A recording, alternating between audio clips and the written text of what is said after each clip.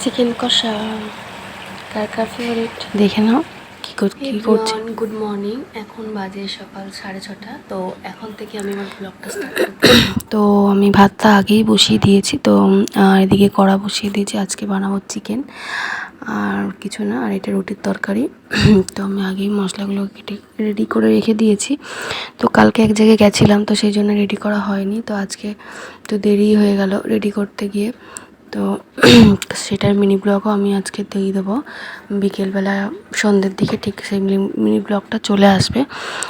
তো এখানে আমি রান্না বসিয়ে দিয়েছি। তো কার কার আমার ভিডিও ব্লগ ভালো লাগছে তো প্লিজ একটা কমেন্ট রেখে যাবেন।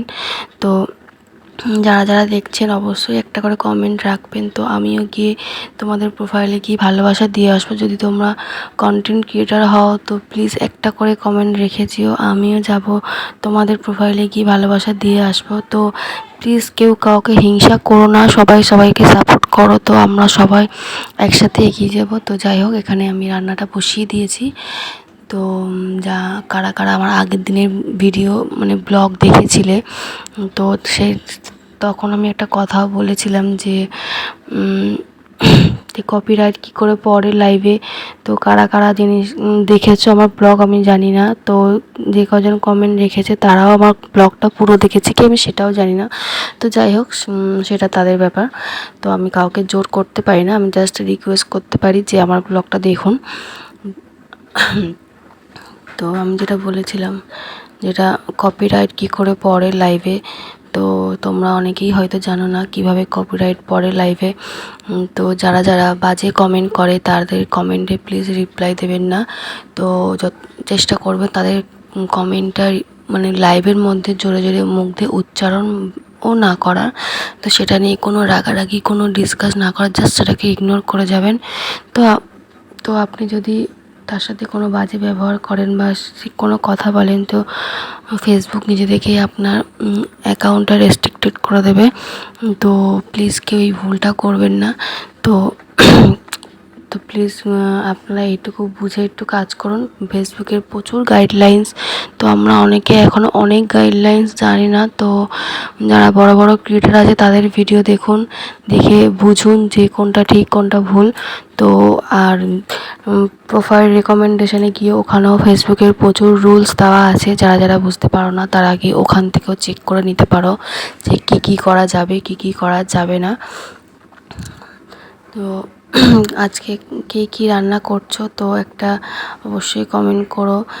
নাহলে তোমরা যদি ব্লগ ভিডিও করে থাকো, যারা যারা এরকম মিনি ব্লগ করো, আমার আমার ফলোয়ার্স যারা আছো বা আমার ফ্রেন্ডস যারা আছো, তো তারা একটা করে কমেন্ট অবশ্যই রেখে যেও। আমিও যাব তোমাদের ব্লগে গিয়ে ভালোবাসা অবশ্যই দিয়ে আসবো। তো ফেসবুকে অবশ্যই ভালোবাসা দিলে ভালোবাসা পাওয়া যায়। তো যারা ভাবো যে আপনি চালাকি করে চালাকি করে কমেন্ট পাবো, সেটা একদমই সম্ভব নয়। তো যারা যারা এই জিনিসগুলো করো প্লিজ বন্ধ করে দাও, এটা তোমাদের প্রোফাইলের জন্য খারাপ। তো প্লিজ অবশ্যই একটা কমেন্ট রেখে যাবেন। তো আমি গিয়ে অবশ্যই আপনাদেরকে ভালোবাসা দিয়ে আসবো। তো এখানে আমার রুটির তরকারিটা হয়ে গেছে আর চিকেনটা কষছি। তো আমি একটু টক দই দিয়ে করব। তো অন্যদিন আমি টমেটো দিয়ে করি, আজকে একটু টক দই দেবো। আর চিকেনটা আজকে বেশি রিচ করব না, কারণ এই কদিন খুব রিচ খাওয়া হয়ে গেছে। তো একটু হালকার ওপরে করার চেষ্টা করছি। তো দেখো রুটির তরকারি কালারটা কত সুন্দর এসছে। আমি কিন্তু এতে কোনো এক্সট্রা গুঁড়ো লঙ্কাও দিইনি, জাস্ট হলুদ দিয়েছি আর টমেটো দিয়েছি। টমেটো দিলে অনেক সময় কালারটা চলে আসে। তো যাই হোক, দেখো কালারটা কত সুন্দর এসেছে। তো কারা কারা সকালের টিফিনের ভাত দুটোই করতে হয় তো প্লিজ অবশ্যই কমেন্টে জানিও। আমাকে তো সকালবেলা উঠে ভাত রুটি সবই করতে হয়, কারণ তারা ভাত খেয়েও যায়। তো আর আমার হাজব্যান্ড রুটি নিয়ে যায়, আর আমার শ্বশুর রুটি খেয়ে যায় আর ভাত নিয়ে যায়। তো সেই জন্য আমাকে সকালবেলা উঠেই রান্নাটা বসাতে হয়। তো এখানে মাংসটা হয়ে এসছে। তো আমি কিছুক্ষণ কষে তো চাপা দিয়ে দেবো। আর এতে আমি বেশি জল অ্যাড করব না, আমি মাংসটা আস্তে আস্তে কষিয়ে চাপা দিয়েই করব। তো আমার মেয়ে জল দিলে একদম পছন্দ করে না।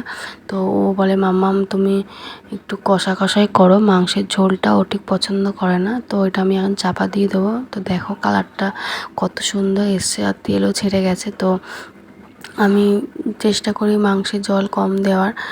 তো একটু চাপা দিয়ে দিয়ে একটু টাইম লাগে অবশ্যই, তো আমি সেইভাবে করার চেষ্টা করি। তো এখানে আমার রুটির তরকারিটা হয়ে এসছে, একটু